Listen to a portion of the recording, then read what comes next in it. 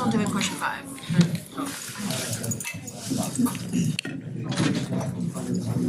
It's like on text. All right, so we have exam on Friday. Start with some announcements. So homework 7 is due today. Yeah, the solutions will try to be posted Wednesday morning so you can review for your exam. Remember, Tuesday is the late day. Friday will be the exam. We'll have 2 rooms. I heard some people saying, asking if they need room assignments. Is it easier if we just give you room assignments, or is it just easier? Never had to do this before. Okay, I'll figure out how to give you room assignments then. They're right next to each other, so it's not that bad. The data sheet will be posted Wednesday. Probably get it done, probably posted Tuesday night. A little bit more work on it. So hopefully you'll have a chance to review it before class. Again, you can always ask questions. We'll have office hours this week. And then student presentations start next week, and attendances are required. You will be grading your peers. It's also pretty horrible to give a talk to like 2 people, like me and James. That's kind of boring. We already know the stuff. The goal is partly for you to teach other people so the rest of the people in the class know how to use like XB, considering most projects are going to use it. You could just learn from somebody who's already researched it, and then it'll help you so you don't have to do less work in learning it yourself. So there's actually an advantage to coming. Yeah. And then, let's see, we're almost, we're done with the lecture portion of the class, more or less. We'll have one more lecture on Wednesday. Then student presentations, we'll have a guest speaker, maybe some more student presentations. I don't think we'll get done in time. Milestone meetings. Some of those milestone meetings will not happen during class time. Thanksgiving break, and I know people are like, can I leave on Monday? Do I have to come to these meetings? We can do them through Zoom. I understand how you all are, that's fine. Yeah, but pretty much after Friday is going to be all project time. So before we get started, any logistics questions? Yeah.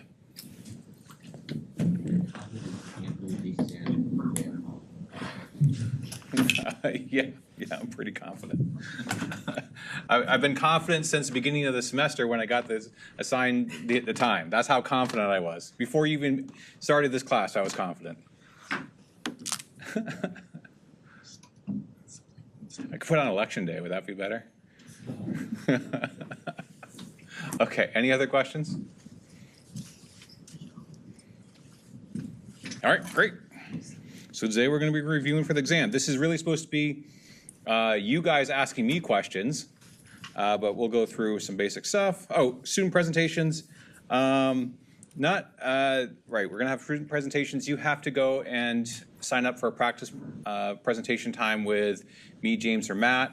I know there's 3 people. So one of the challenges is that there's presentations on the Monday after the exam. So there's 4 people, 4 group just got hosed. Right, those poor folks.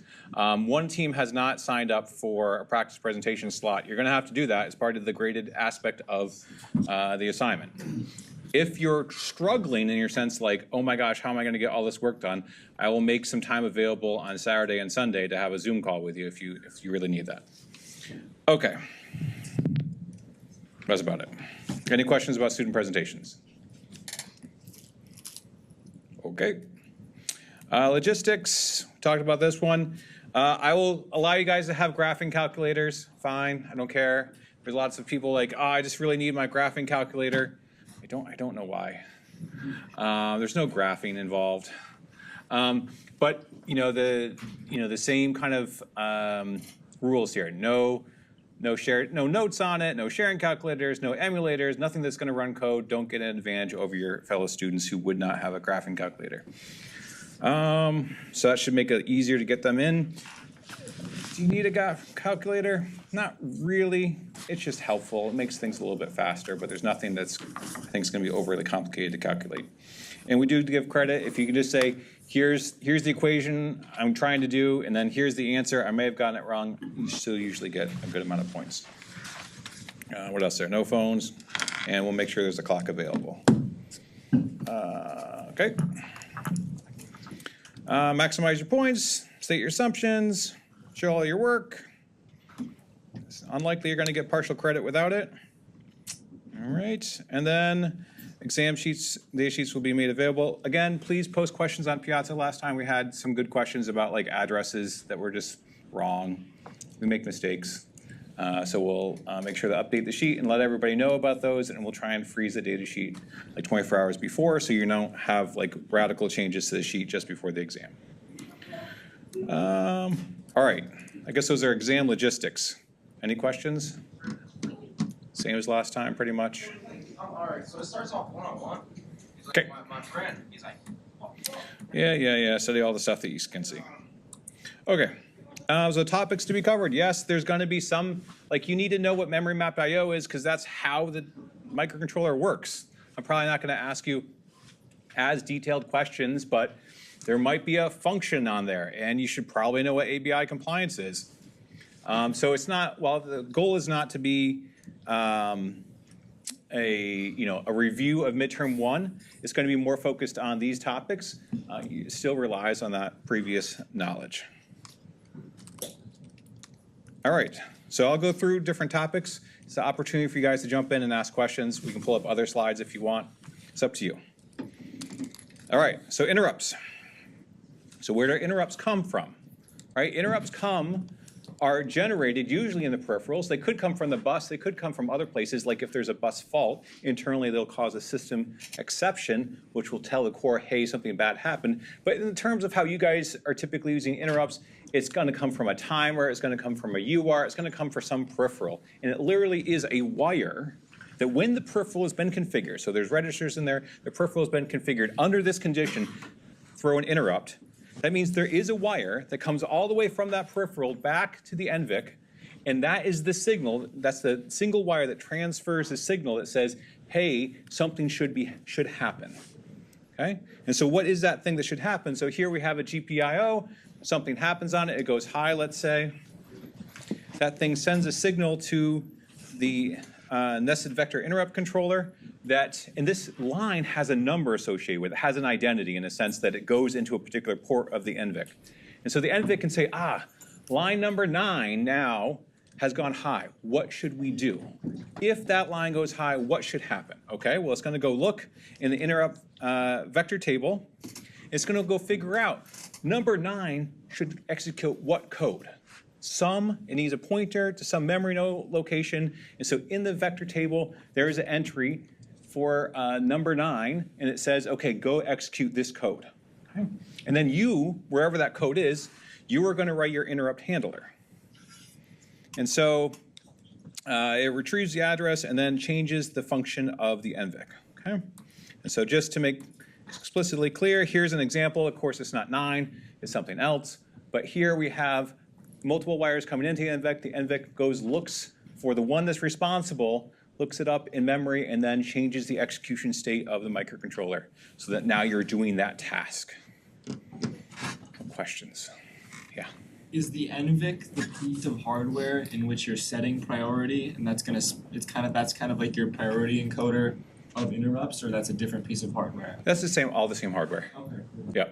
I mean, it is a complicated structure that has registers in it that you go and write to. It has a whole bus interface that goes to memory, right? It gets the information out of memory and tells it what to do. So yes, the NVIC is larger. We just don't go into details of what's inside of it.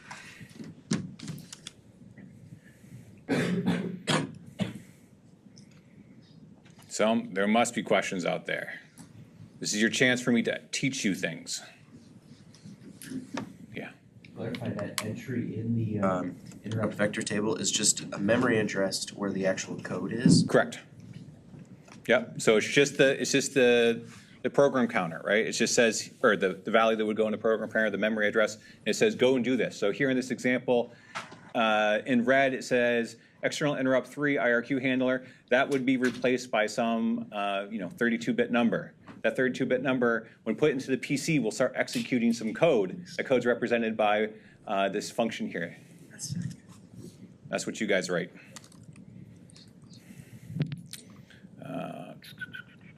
Why did you skip? Don't skip. Oh, no, it's not skipping. Okay. So what happens? So you're normally in, some user defined program, some interrupt signal occurs, and then remember we have this idea of stacking. This is what the NVIC does. You don't have to do stacking. The NVIC does this. It's going to take the state of the microcontroller, of the core, which is, and push it up to the stack. So it's got the program status register, which holds not only the NVIC flags, not only the ALU flags, but also what interrupts are happening at that moment. The current PC, the link register R12, and then R3 through R0. And that represents the state of the controller before the interrupt happens. So it goes, puts that on the stack. It goes, does the interrupt handler. So the interrupt handler is going to modify these things, right? Of course it's going to modify the PC. Of course it's going to modify the status register. The link register, it gets modified specially. R12, yes, we don't really use it in this class, but it's part of it. And then R0 through R3 are the things, the registers that you're going to be manipulating in your ISR. Then when the thing exits, the NVIC is going to do the task of unstacking, which takes all the information, pops it off the stack, puts it back in the controller, or back into the core. And then from the core's point of view, nothing changed. All the state was preserved, right? It's just that some time went out. It's like having amnesia, right? The core just doesn't know what happened. It just says, oh my gosh, all my timers went off, or like time passed. It of course has no way of knowing that. But from its point of view, the program execution, except for maybe some missing time, was exactly the same. Yeah, so that's done in hardware. What questions do you have?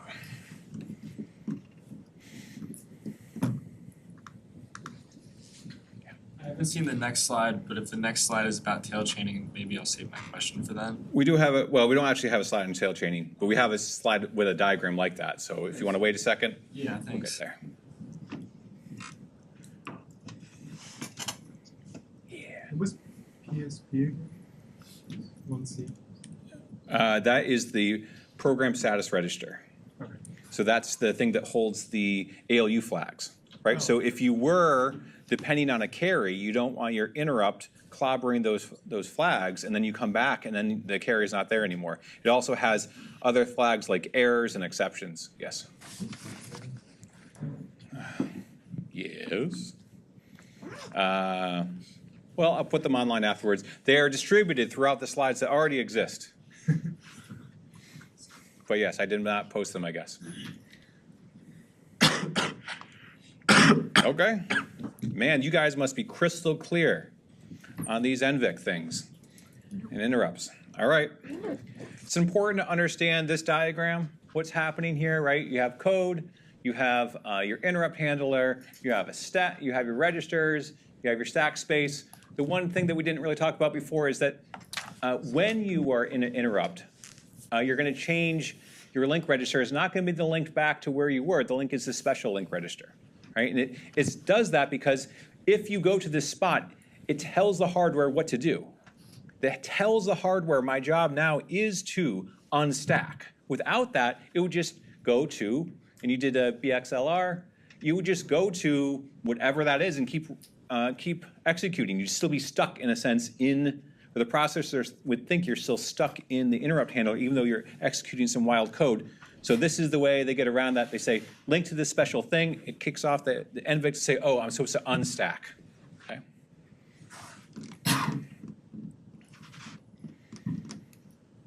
All right. Let's see, steps. So first, the peripheral or something raises an interrupt. It could be internal, external sources. Remember, we see external interrupt is external to the core, not necessarily external to the device, although it could be. The NVIC determines which interrupt is to be processed next. We didn't talk about that. That comes with the tail chaining and all that sort of stuff. We'll talk about in a moment. The hardware does stacking. While data bus is being fetched, it updates the target address, updates the stack pointer, the ISR, or the PSR, and sets the PC to the new vector handler.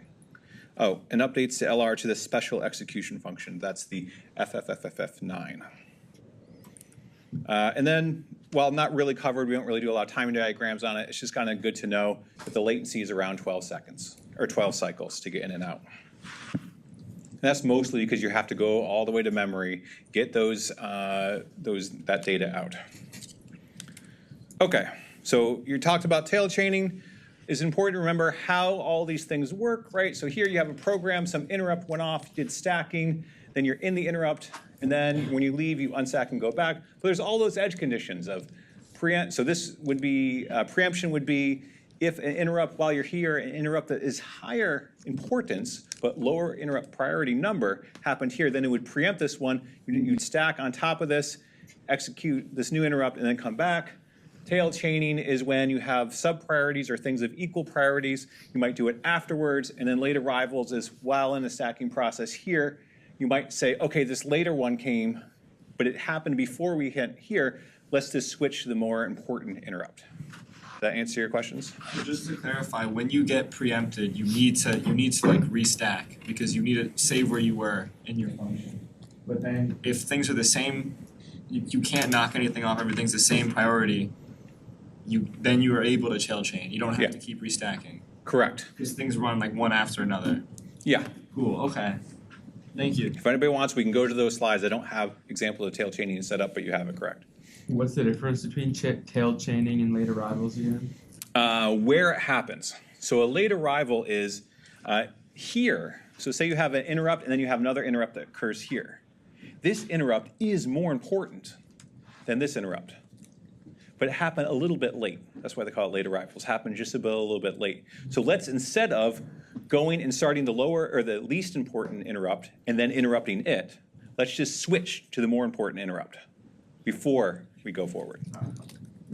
Yeah. What's preemption again? Preemption is where you're, here, let's just go to those slides.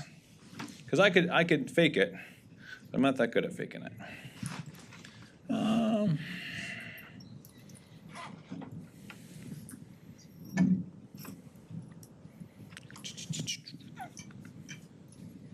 Nope, too many slides.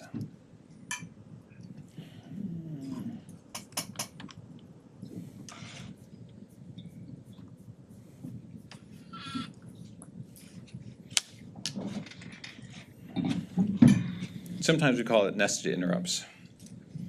Okay, so here we're at a program. We stacked, and while we're in an ISR here, something else happens, something more important happens. Now, we can see that because if I remember correctly, the priority, let's see, the priority of level 3 of interrupt 3 here is lower than 4, which is here. So 3 is smaller than 6, therefore we know it should take precedence. And so now we have to stack the ISR 4 because it's just like from the point of view of the new interrupt, it's just the same as the normal program execution. There's nothing special about it. We're going to go and do this other interrupt, but we have to preserve the state of the processor. It just happens, the processor happens to be doing an interrupt, but that's not special. So we're going to preserve the state of the processor by stacking. We go do IRQ number 3. We unstack from that. That puts us back into IRQ 4. And then we happen to be done with all the IRQs, and we go all the way back to the program. I might have missed this, but isn't there a concept where like a more important interrupt occurs while you're stacking? You just don't initiate the first one? Is that what you're talking about? No, we were talking about just preemption or nested interrupts. You're talking about tail chaining. Oh no, you're talking about late arrivals. Where you are doing 4, but 3 comes in while you're stacking. Well, let's not do 4. We still have enough time to make the decision. The NVIC can still make the decision to go to 3. And then 4 just is going to be done later. It's going to be done afterwards. Okay, it's going to be put on the pending stack or in the pending register, let's say, stack. Yeah. How exactly does it work if like 3 arrives and then 2 arrives, but 3 hasn't started as well? So like if there's a new one right here, like right here, yeah, it's going to go to 2. Up until the point where you're starting to execute, where you're actually moving the PC, updating with a new vector handler, up until that point you can interrupt it with whatever.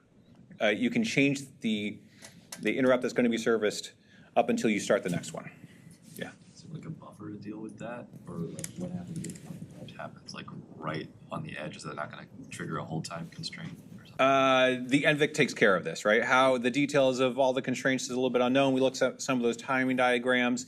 So if two things happen precisely at the same time, like exactly, it's still both would be updated into the pending register, and then the NVIC needs to go through and figure out which one has the highest priority. So your priority and your sub-priority are always going to mitigate that. I guess if you had two interrupts of exactly the same priority that happen exactly at the same time, it's probably the lowest number interrupt that goes first. It would have to have some tie-breaking mechanism, so it's probably the lower interrupt number in the vector table.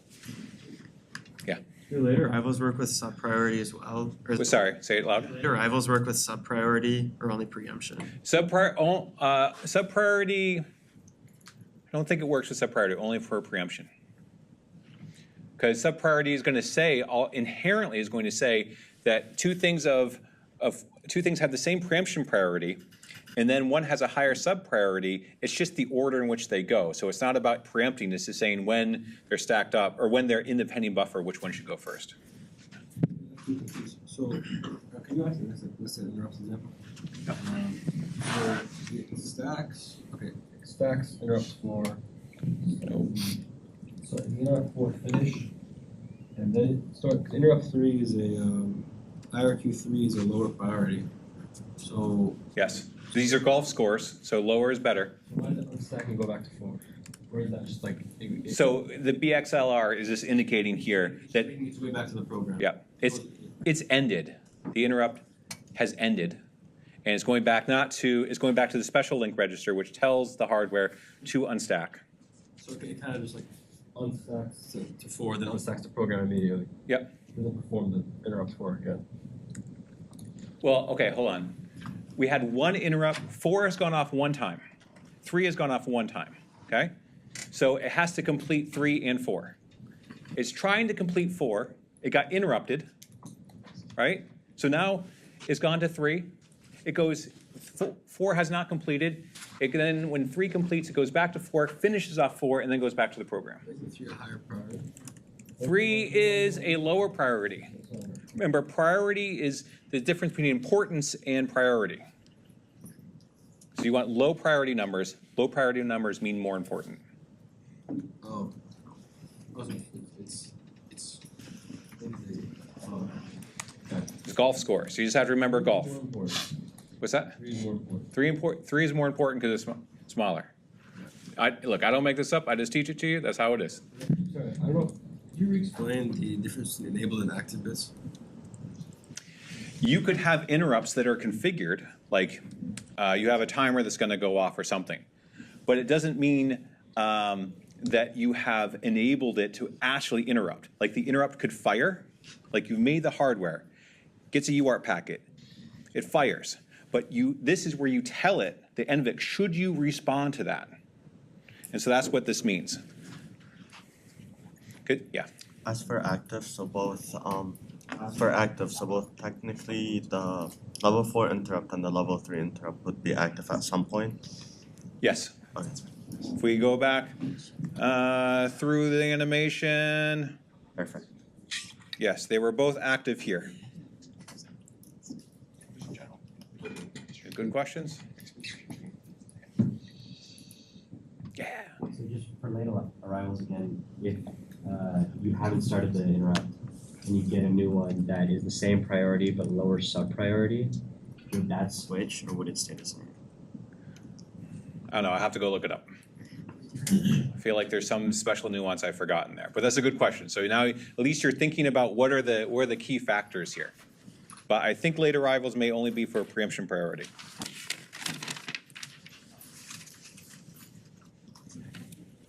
I'll look it up.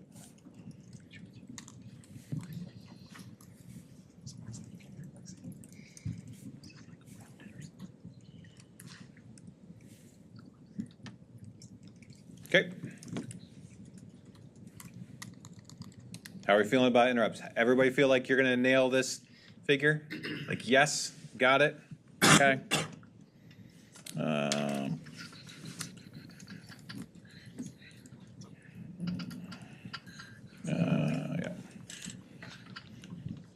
All right, any other questions about interrupts? All right, we can always come back, of course. So timers. The rest of the course is basically talking about your peripherals and the most used peripherals on your microcontroller. So timers, we have a clock and a prescaler. Remember, the trick with the prescaler, it can only divide the value of the clock down. As long as you know what the function of these things are, you should be able to work your way through some of the equations. It's good to remember them as well. But here we have a fast clock, and that's because the world of your microcontroller is trying to go as fast as possible. The core is 120 megahertz, but timers typically don't want to go that fast because if they go too fast, they can't measure long things. So we're going to use a prescaler to prescale to divide the clock down to some amount that's appropriate for the timer. So this is your level of flexibility. What's the one caveat with figuring out your prescaler value that's unique to this microcontroller that's going to get you on the exam? Is there like a +1 involved? Yes. So it doesn't let you divide the time by 0, so it's got to be plus by +1. So everything is the prescaler value +1 is the actual division factor that goes in there. So that's the one gotcha you have to remember. And we have a timer module, which is just the counter module, which is just counting. So it's going to take the clock edges and count upwards. It's going to have some binary representation and some D flip-flops. You can either count up or count down. When you come up to some point, so say you have your AAR register, you're going to count up to some value. At that point, something happens. And there's many different things that can happen, but say an interrupt goes off, and then you can tell it, okay, reload. I want you to reload the value and count back up. So in this particular case, say you got up to, you're counting up from 0 up to 1,000. You hit 1,000, and interrupt can go off. And then you've reset the counter back to 0, and then you start counting back up again. There is modes where you only do it one time. We didn't really talk about this. I think it's the something RR register, I forget. It's in one of the slides. It's not that important, but just to remember that it's not that it does it every single time, is you can configure your controller or your timer to go off one time or repeating. Any questions about the structure so far? Yeah. Questions. This one is our prescaler a maximum of 16 bits? Typically, yes. And then my second question is, when would we ever make the reload value not 0? So say I want to count up to 1,000. I don't want to count up to 2 to the 16. I want to count up to 1,000, and then the interrupt goes off. So I'm going to count up to that value, and then it's going to go back to 0. Yeah, so wouldn't the reload value be 0? I think the terminology is probably what's that they use is probably getting you a little bit. It's the point at which you overflow, or an event occurs. Your timer meets this value, and then it reloads, in this case, back to 0. If you're counting down, it would make more sense if the timer is counting down. So you start at 1,000, you count down to 0, and then you reload 1,000 in there. You reload 1,000. So in this analogy, the terminology works better counting down, although that's not usually how timers work, or at least not how I think about them. They work any way you want them to work. What other questions do you have? You had 2 questions. That was my second one. Damn, I missed the first one then, yes. What's the difference between CCR and AR? CCR and AAR.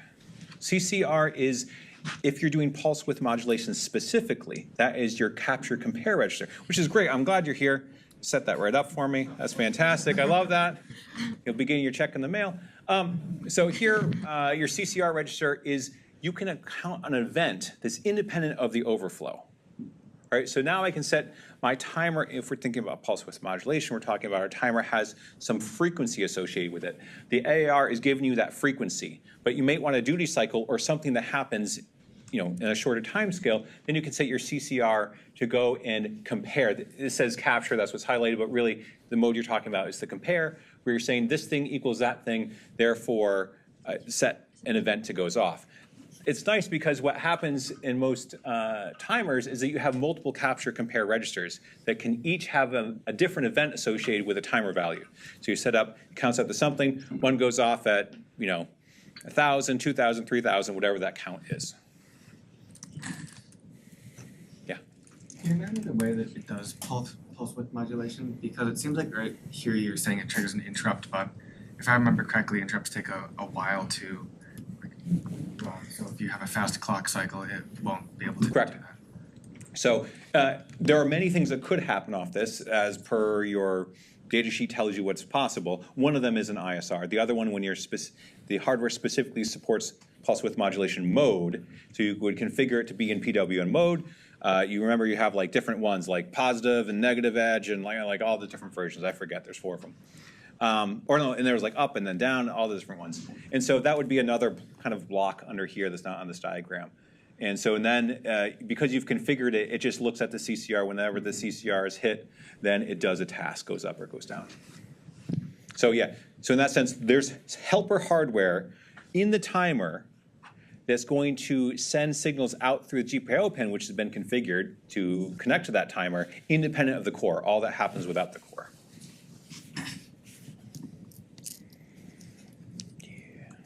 Okay.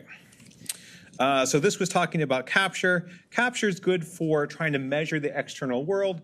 Remember back to the one of the homework examples where you had a fan spinning around. You might want to know when that fan blade passes the sensor, and so you could look at the interval between them and use a edge detector to say, okay, I started my timer at some point. How many clock ticks have passed since how many clock ticks have passed since I started the timer for this edge coming in, and then you would compare or capture that value and put it over into the compare register. The counter example here is the compare register. When these two things are equal, so this is the PWM case, when these two things are equal, do something. It could be an ISR, but it could also be make pulse width modulation. So let's go through that a little bit. So it's literally just a comparator that's comparing two values.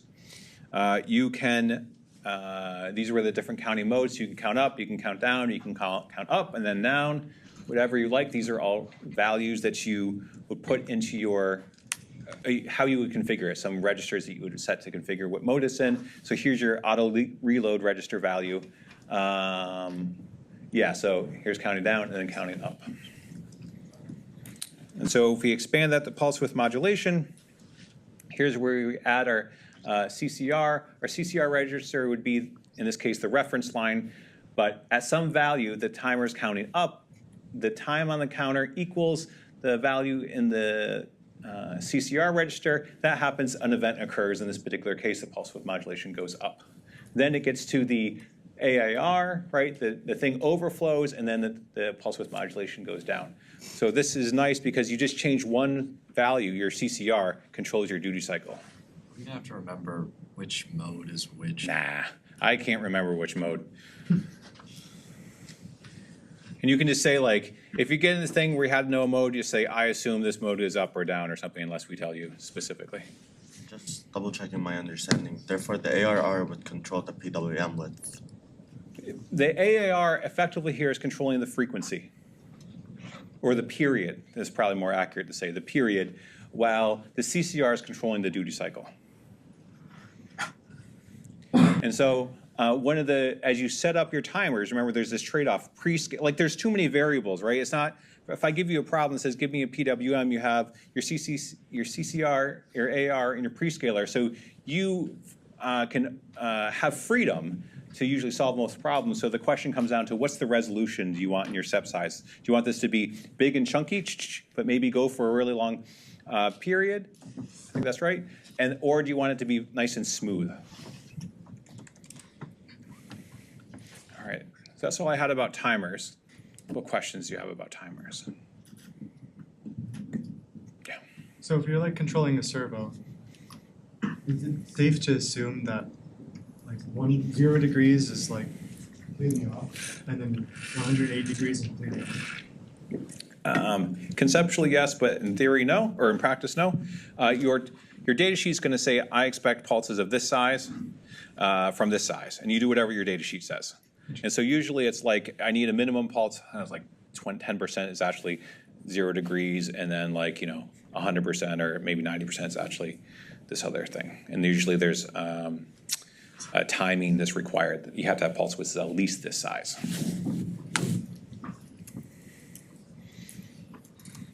when we're saying like the percent of the duty cycle, like for the angles for a motor, so I'm dealing about the width, right? That percentage translates to a width, right? So I would say duty cycle refers to the amount of time on versus the amount of time off. Typically how it is, unless, I mean, somebody could give you an inverse duty cycle. You should always ask, get specified, but the way I usually think about it, this would probably be something like 10% duty cycle, and only on for 10% of the time. So a normal clock is a 50% duty cycle. You could think about it that way. It's typically on half the time and off half the time. Does BL6 mean it's on the 6th of the time? What's that?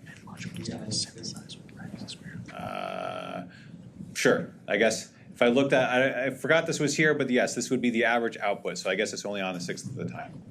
I was guessing as I looked at this, not being precise.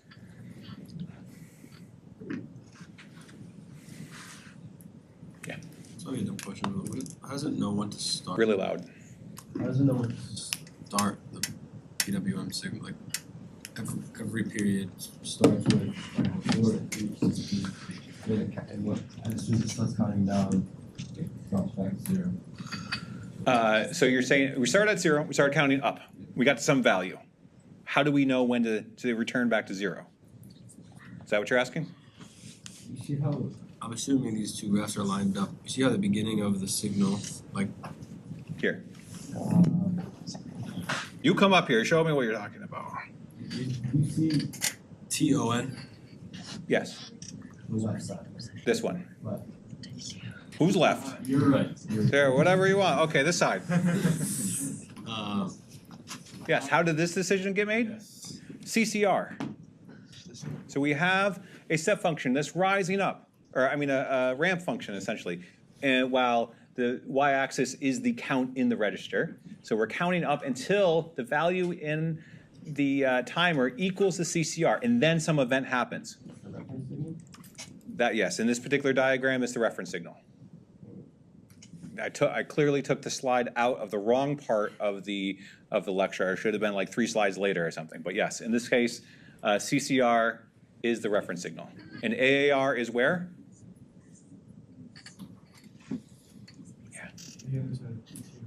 Yeah, here. It's the peak. It hits that thing and then something happens. Well, in this case, it reloads. It's an overflow event. The timer is set back to 0 and counts back up to that time.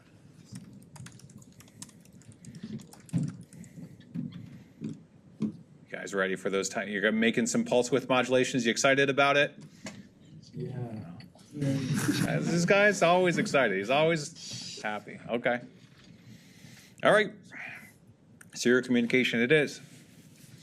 Okay, so we talked about 3 basic types of serial communication. The big idea is to understand all the little trade-offs between them, right? Like arbitration, number of wires, number of devices. And once you understand the trade-offs, then you understand why to pick one. That's the biggest point you're supposed to understand.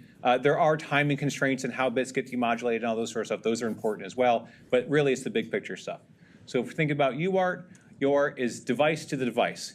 It no longer is effective at doing device to multi-device, even though that was originally what it was designed for back in the 70s.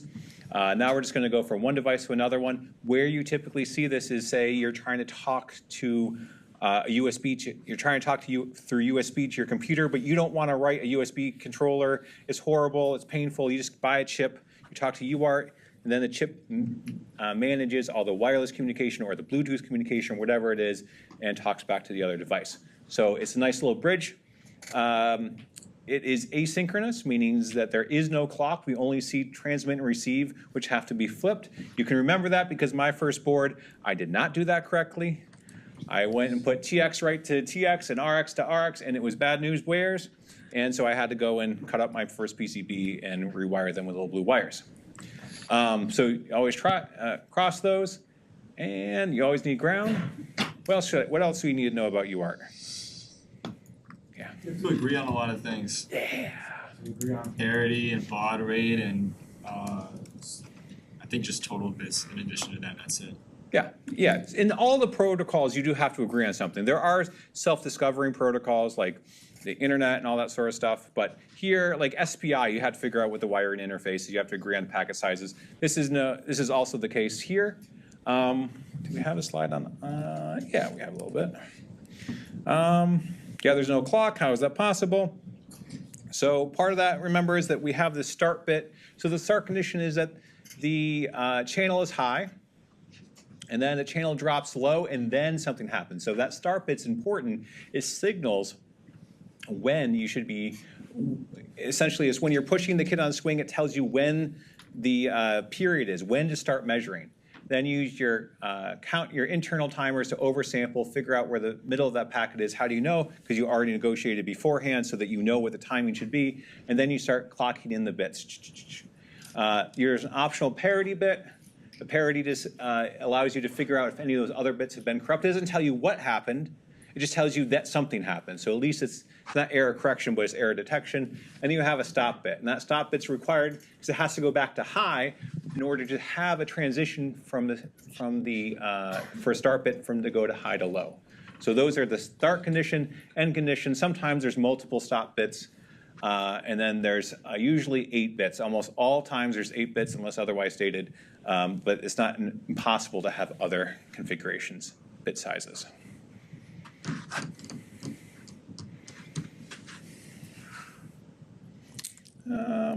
You should probably be able to figure out how to decode diagrams like this. It's basically the same thing, start bit, stop bits. Here, multiple frames, multiple packets went one right after another one. And then you also have to figure out, is it a most significant bit first or least significant bit first? That would have to be agreed on beforehand. UART is just saying, hey, this is the way to send symbols back and forth, not the meaning of those symbols. Yeah. Isn't it like not efficient to have the default state be high because you're using a power? I don't know.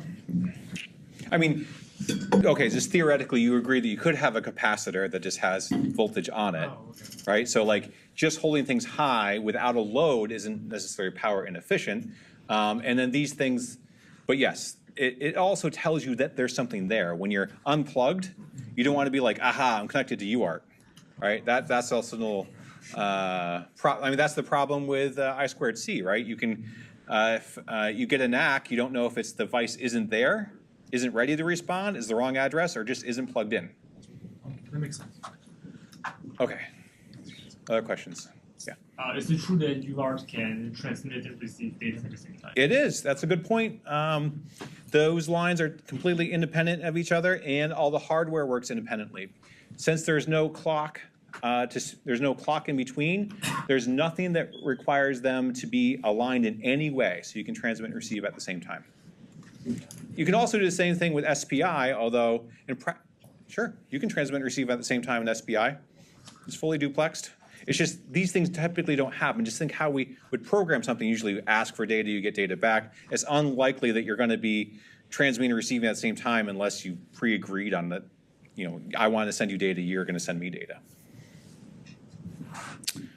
All right. Yeah. Any other UART questions? All right. So going to SPI. So remember, we have data in and data out. And so both you could, if you wanted to, have data in and data out going at the same time. There's nothing limiting that. It's just in practice we don't have it. Here, the arbitration technique, you need an arbitration technique as opposed to UART. UART only said you have 2 devices talking to each other. No reason for arbitration. Here, SPI is a more modern onboard PCB-based networking strategy, and you have one controller that's going to talk to multiple peripherals, and it's going to use a wire, physical wire, to tell which one, pay attention to me now. You are supposed to respond to my commands. It didn't tell you what to do necessarily. It could be the case that you drop the line down, and then you've already told that peripheral, hey, when I drop this thing down, send me the data. Totally could happen. That's just a MAC layer. That's a programming layer above the physical layer. But in practice, usually what happens is the SPI controller will say, okay, I want to talk to peripheral 3. It gives it a command, can keep the clock or chip select low, throws in some clock edges, and the peripheral will respond.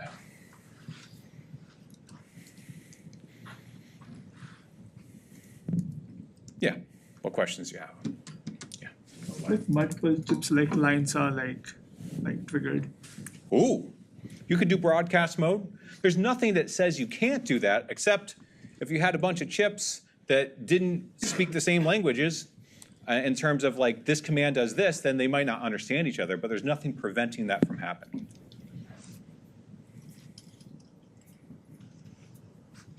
It's also good to remember, we had some slides in the past that showing that these are just shift registers inside, so there's other configuration strategies. You can do daisy chain them, you can do all, like send one peripheral can, output of one peripheral can go into the input of the other one. There's other configurations to make, yeah. Why does SPI have a clock and UART doesn't? Is it just because more modern? It just doesn't have? I don't know, these designers thought there was trade-offs to be had. Is there a benefit to having a clock? Well, you can go faster with a clock, because now you can more tightly encode your data and your clock. It makes decoding and capturing that signal a lot simpler. Remember, at minimum, in UART, your internal hardware is going 8 times faster because you have to be able to oversample to be able to hit the middle of that, that packet. But in practice, does it really matter? No, you can make, with our modern 120 megahertz cores, we can go through and probably make a SPI-like thing that doesn't have a clock. It's possible. Do we need to know about RS-232 protocol? Well, RS-232 is a variant of UART, and RS-232 is really a signaling thing where it says, instead of going, UART doesn't have any voltages requirement, so it could be 0 to 3, 0 to 5. I think RS-232 demands is positive 15 to negative 15 or positive 5 to negative 5. And so, no, we don't have to worry about that. RS-232 also has some like data ready pins and all these other pins that nobody uses anymore. If you find a piece of old lab equipment that has RS-232, oh my gosh, good luck. See you in the internet, man. Yeah. So with SPI, you don't need an address to talk to whatever, but it's like you could throw an address inside of your device and say, yeah, you can, if you give me this address, I'll give you some data for it. Right, so from the devices don't have addresses, but inside the device, there could be multiple registers you want to read and write to, and those could have addresses. That's absolutely true.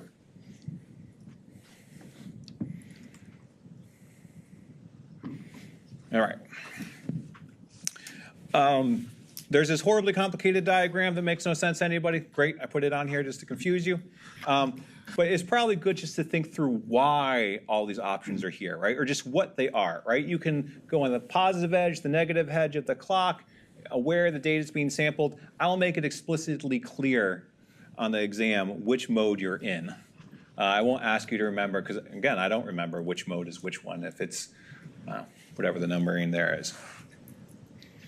But yeah, so this is the typical case. I think we said this before. Clock comes in, you're sending data over to the peripheral. Maybe this is a command to do something, and then the peripheral comes back. Here, you could have the clock, the chip select go high. There's nothing preventing it. There's nothing demanding that it goes high or low. But while you're talking to that particular thing, nothing will pay. You need to have the chip select low. Nothing will pay attention if the chip select is high to that peripheral.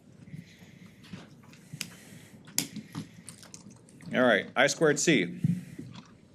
So this is the one where you cannot transmit and receive at the same time. It's half duplex, meaning only one thing can talk at a time. The benefit here is that you only have 2 wires, 3 if you can consider ground, where now I have one controller talking to multiple peripherals, and the way you do arbitration, because you don't have a chip select wire, a specific method, and we know there's multiple things, is that we have addresses. There's different modes. Typical is 7, but you can have 10 and 16-bit addresses. You send out an address bit that says, okay, this is the one supposed to be talking. The device in the address packet is going to knock or act saying, yes, I'm available, or I'm here to talk, I'm ready to talk. And then it'll be followed by a payload of some data. This is the many drawbacks of this one. The benefit is less wires, but speed is dependent on hardware, which is a new thing, right? If you're out here and you manufactured your device with the largest valued resistors, then you're relatively slow, and there's no way to go faster without actually modifying your board. There's nothing you can do about it. So knowing that trade-off is important. Likewise, here we're doing open collector or open drain gates, so that this one can never push out a 1. You can never make it, without this resistor. You can't make this high and have a high and a low driving each other. It's always going through this resistor. CMOS, you could have two CMOS things talking to each other, and they could cause a short and your device would blow up. Here, we're preventing that from happening. We have this pull-up resistor, but the challenge is it's also very hard to know what's going on. Like, you look at a waveform, which one was talking?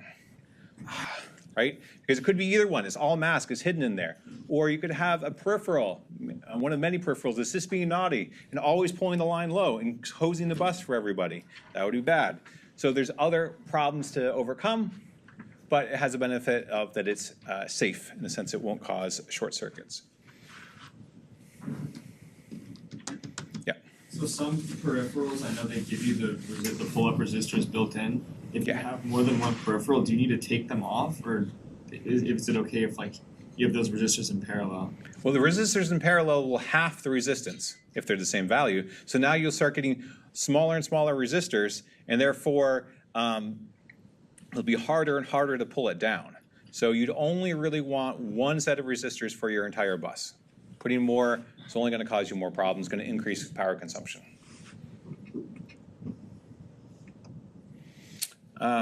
We have other weird intricacies of this protocol.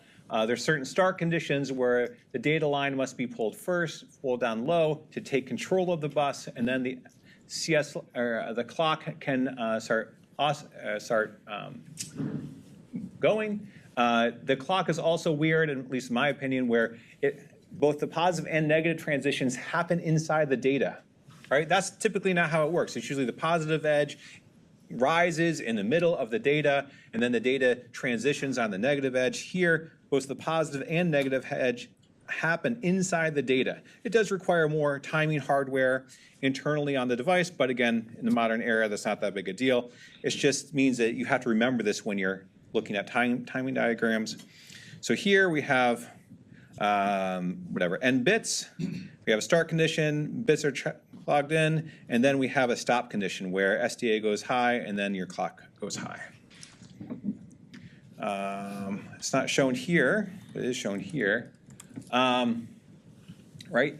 Even though it's the controller that's going to send over the address and then these address things, it's the peripheral that's going to ACK or NAC. ACK meaning that the peripheral is available and ready to take data. So here, there would be no reason to send this over if you get a NAC here. Yeah? Why is there a delay between here? I believe you need some start condition. You need some delineation here, so it has to go through the stop sequence and then go back. There is variance in how long that system that has to be, and usually that's going to be your controller's default setting. There might be some spec that says this thing can't be much larger than X, but I don't know what it is. How come with the first right in between it goes high, but then on the read in between it's low? So wait, here it goes high. Yeah. Here it goes low. Yeah, there and the next one too. Well, this is the start condition. Why is there so much time here? I don't know. Why is there more? Well, it's about the same amount of time here. So here's the start condition. The SD line has to go down before the clock, and then why is it so long? I don't know. But also on so for in between during the read, why does that go low? During this here, what? Stay low. I don't know. SPI is weird, or I squared C is weird. Why did it stay low? Because in the other one it went high and then low again. This one. You're right. You would think it would have to do a stop condition, but maybe the stop condition is only for the entire packet? I don't know. That's a good question. I'll go find out. What slide is 35? Why? Does anybody happen to know off the top of their head? What time is that? Let's see. I can't read it. 2:05. Okay.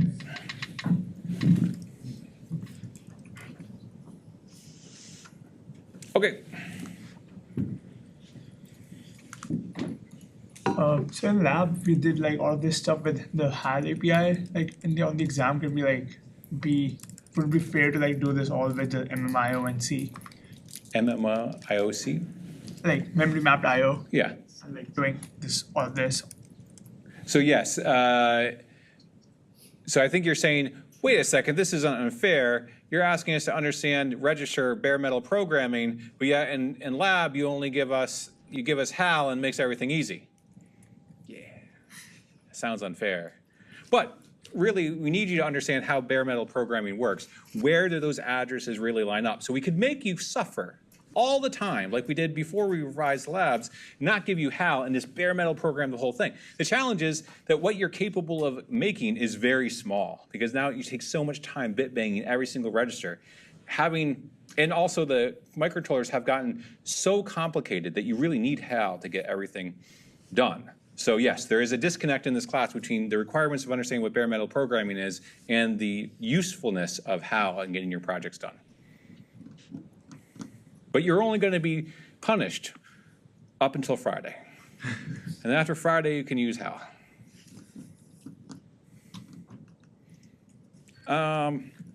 Again, understanding these trade-offs is great. You're not going to be asked about one-wire because it's just uncommon, right? But understanding how like these trade-offs would impact something like one-wire and be able to have, make educated guesses and hypothesize about new protocols based on those sorts of trade-offs, that seems pretty reasonable for the high-level learning goals of this class. All right, any other communication bus questions? Yeah. Can you briefly explain? Real loud, real loud. Can you briefly explain the topology? Topology is just like topology is like the map of things, right? So here we have UART is one-to-one. That's what it's designed for, one device talking to one device. SPI is 1 to n devices. And of course, n can't be arbitrarily large, but it's some number of multiple peripherals. I2C can be, typically it's 1 to 1 or 1 to many, but the protocol allows there to be multiple masters on the bus. And then there's this master negotiation thing where that's where the start bits come in, where you have to pull the bus low, make sure nobody else has it, and then you can start doing your clock. So this one can have multiple masters, and one wire is just like SPI, the normal SPI. For the SPI controller, it's 1 to many, given that one of them is an SPI controller, and the other, like.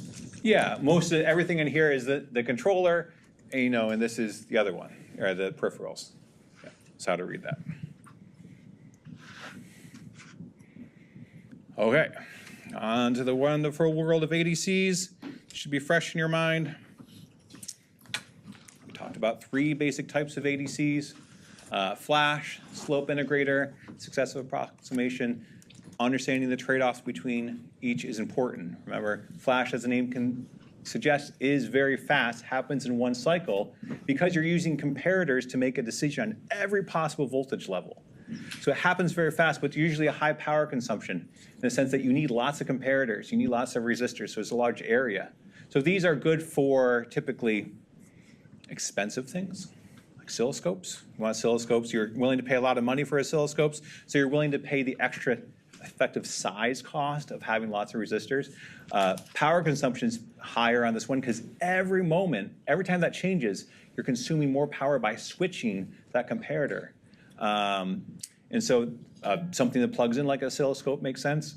If we go to something like a multimeter, multimeters where slope integrators, and typically, and when you go to your job interviews, make sure you tell them that it's a dual slope integrator. Don't tell them we taught you about single slope integrators, even though they're easy to understand. Everybody cares about dual slope integrators. This one uses time. We're going to count the rise of that reference signal. until it meets our input signal.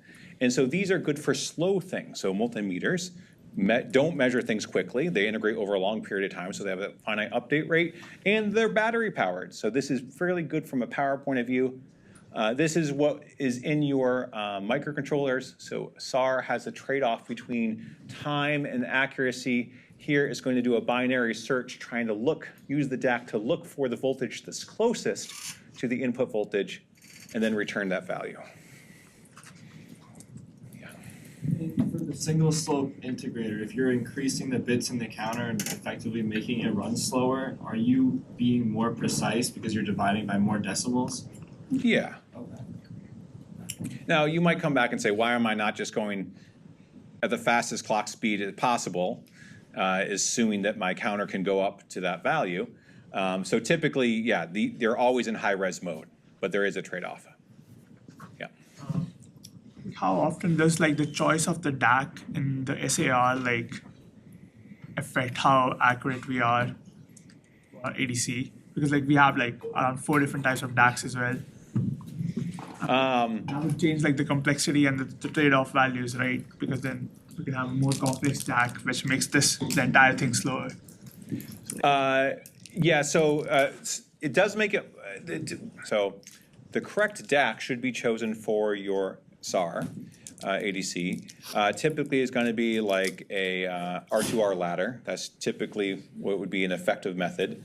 You don't need, they're willing to pay the size constraints of having more resistors for the benefit of linearity. It's not that big in the grand scheme of things. And DACs are always fast, right? If we think about all those structures, those are always 1 clock cycle. So there's not a speed penalty per se. The speed penalty here is, well, you have to search. It's the logical parts of the controller that need propagation time for 1 clock cycle to make that decision.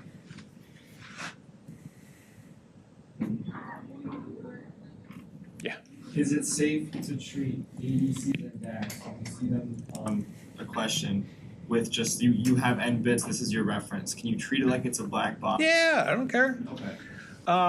You might want to like look at, is there a is there a foot resistor here, and what's that value? Because that's like the offset from the floor. So if we look over here, right, you have to think about how does that thing, how do you construct this ladder, basically, right? And so you have your top reference, your bottom reference, your top reference, you have the stair step. How do you construct it? As long as you're able to do that, you'll be fine.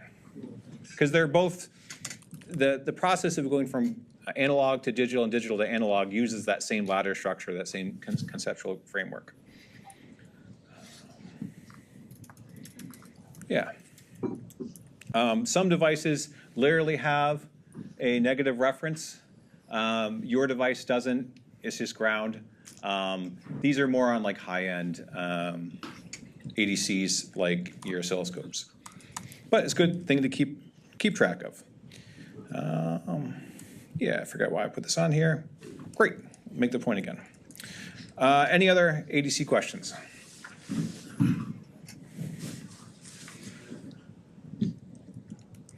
All right, talk about DACs.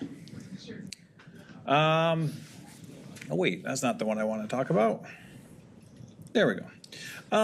4 types of DACs. This one is, so this is basically send out pulse width modulation and put a filter, put a filter on it, and then here's the output buffer. It's good to just in general understand why you need an output buffer. That's going to help you throughout your careers when you're trying to drive a load. So here, it's just that you're going to filter out this thing and get some average. There's more complicated pulse width modulation ones where you have like 2 pulse width modulation things with 2 different filters, and then there's magic math that you can make that thing smoother. It's still not going to be as perfect in the sense. It can't do, and it's going to be very slow because you need multiple clock cycles to be smoothed out. So these are inherently slow. This one, for example, the voltage divider is the inverse of the flash ADC. Basically, you have all the possible voltages available, and then you're just selecting which one goes in the output, and you would need an output buffer here.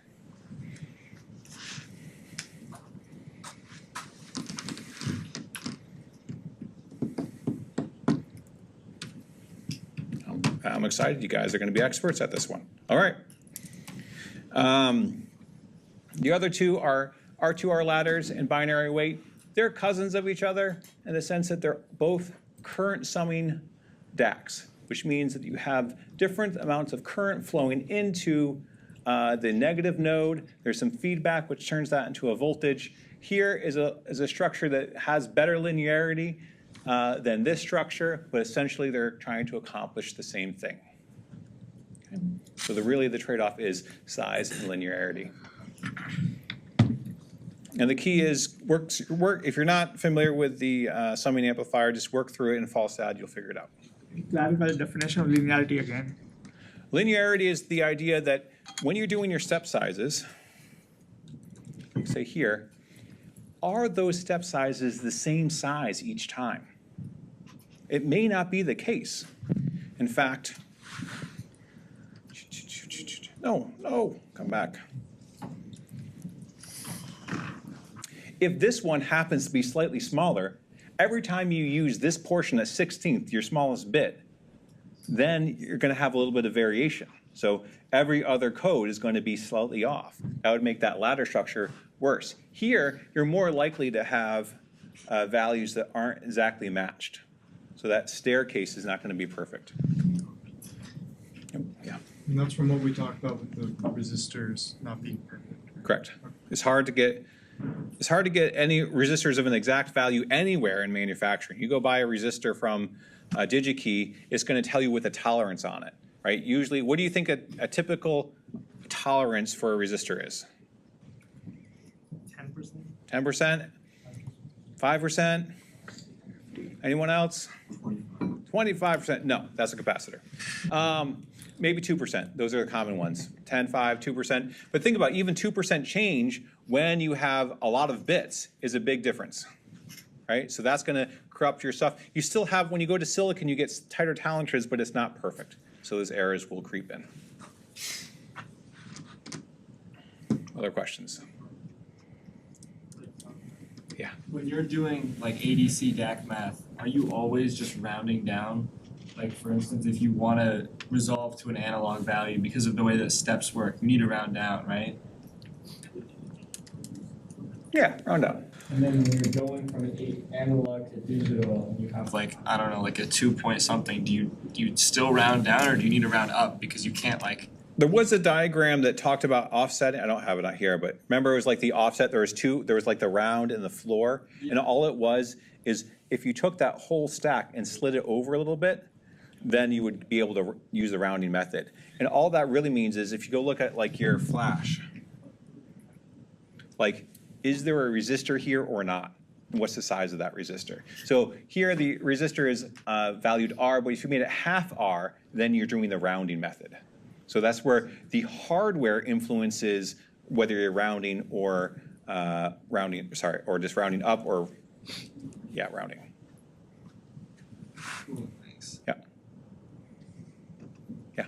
For calculating the step size in ADCs, like do we do 2 to the n or 2 to the n minus 1? Do 2 to the n minus 1. I promise to try and give you problems where it almost doesn't matter. You will not be willing to write out all the decimal points to explore that small difference. And so that's why you'll see on some data sheets, they're like, you know, people are just going quickly, or it's that detail is not that important. All right. I think that's it. You guys must have questions. No? No, I guess we did it. Yeah, okay. You guys want any other slides? What do you want?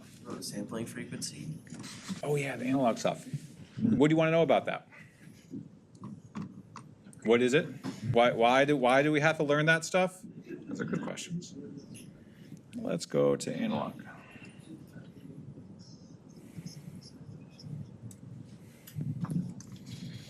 Virtual timers. I'll do virtual timers real quick.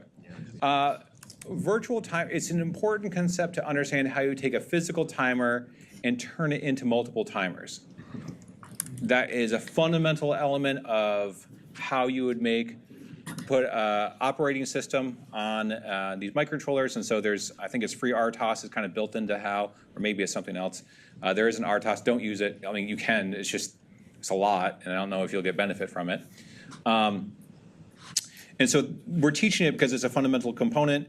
I will not ask you an overly tricky question because you didn't have a homework assignment on it. We used to teach a lab on it, but you need to understand the concept. One of the trade-offs is that it's unlikely to get very, very precise timing with a virtual timer because now you have interrupts which introduce delay. You have that 12 cycles of delay, and you have to run through your ISR to make decisions about what to do, and all that adds variation. And as you may find out, sometimes ISR or the latency to ISRs, depending on intricacies, may be as low as 6 cycles, so it's non-deterministic.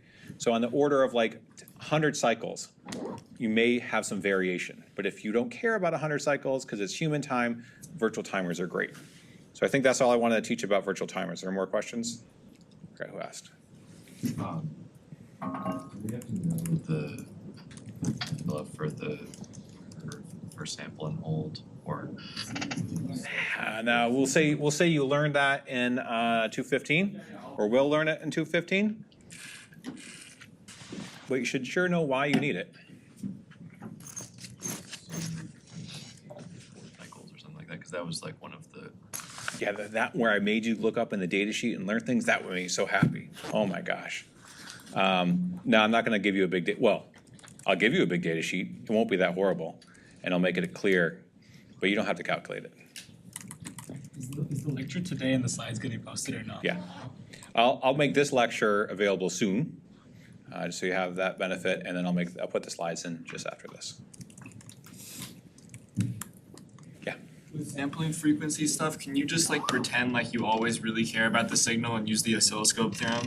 I think that's just a good rule of thumb for life. Nyquist is good. You need to sample twice as fast to resolve the signal. That's a fundamental thing you should know. So like it comes down to this, like what is this, right? It's going to be hard to figure out. Now Nyquist sampling theory disallows DC. So here you're going twice as fast, so you can recover this. But if you're going through, and do I have a perfect example? It's not impossible to say any number of any other waveforms could go through there. So if you're undersampling, it could be some higher frequency thing that goes twice as fast, and you wouldn't know. And that's why you need the anti-aliasing filters on the front end of your DACs so that you can eliminate those signals. You can take my warning. When we did the touch EMSense, the project where you could understand what you're physically interacting with, we touched the telephone or the ladder, the metal ladder, and we didn't know what's the signal. And so we were going at like 3 megahertz. Well, we were undersampling a country radio station, which was, I don't know what it was, like 87 megahertz or something like that.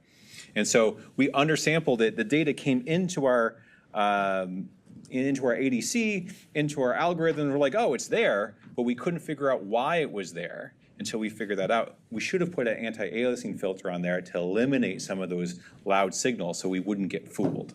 That's really what Nyquist is about, saying you have to go fast enough not to get fooled. Don't be Professor Sample students, don't get fooled. Or graduate students, I mean. All right, I don't know, somebody asked about analog signals.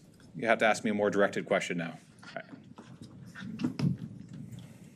Yeah. There was a really evil question on one of the practice exams where it was like, you have a DAC and it was like, how many steps are there? Do you really just have to like take your pencil out and just start like counting? Because there was like 32. Yeah, that's great. There was like a secret strategy to like be able to like do that. I'll try not to be as evil this time.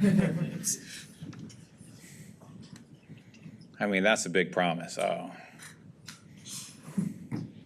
What other questions do you have? We have a couple of minutes. What else do I want to teach you here? I don't know. There's good stuff. Yeah.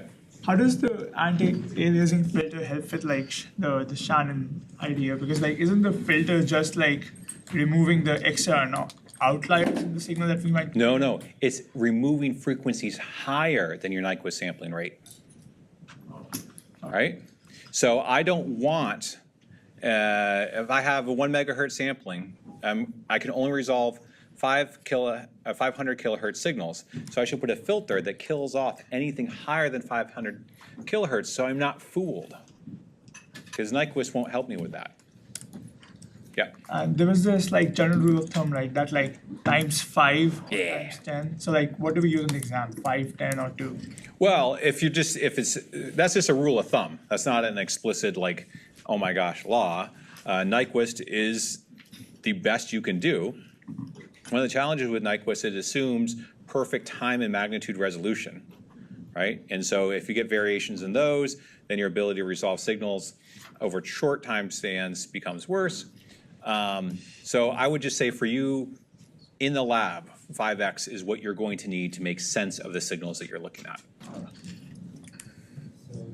just to make sure anti-aliasing gets rid of frequencies higher than your sample rate? If you've chosen your filter correctly, yes. And it should be higher than the signal you're looking for. Remember, you're going to have to sample twice as fast. So if you're sampling at 1 megahertz, then you can only resolve signals that are up to 500 kilohertz. Therefore, you should put a filter somewhere around 500 kilohertz so no other signals can get in there. Twice as fast or 5 times as fast? Well, there's Nyquist sampling, and then there's like what is going to help you understand the signals. Because if I look at this, like, this is hard to figure out what's going on. This is hard to figure out what's going on. You might want more data there so that your eyes can figure it out. But mathematically, Nyquist allows us to resolve what frequency it is if you're sampling twice as fast or more. Does that make sense? Great. So on an exam, if it asks for the sampling frequency, Yes. so outside of lab, is just doing Use 2 Nyquist. times? Yeah. Nyquist is fine? Yes. Okay, perfect, thank you. Yeah. Sorry, was that unclear? You're humans. You need more data than math needs it. So when you're looking at signals, use 5 times. This is a rule of thumb. Okay. All right, you guys get one more question. I need one more question. Poor professor here. Needs to teach students, yes. With the exam's difficulty on a scale of 1 to 10.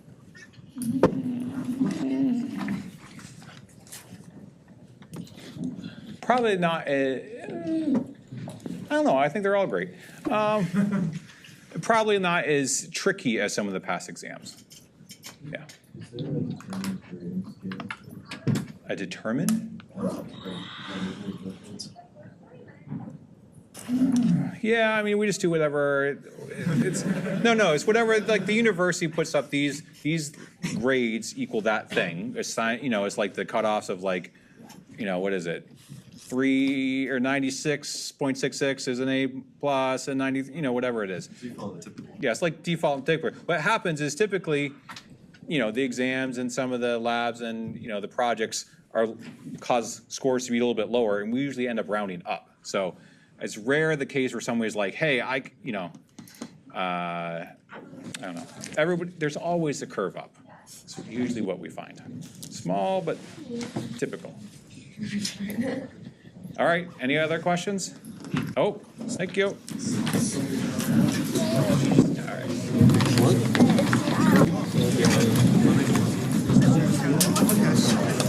Yeah.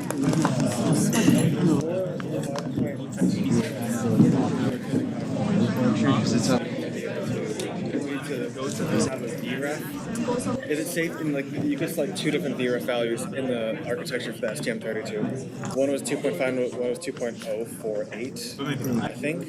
Okay. Is it safe to assume the 2.5 is our VREF?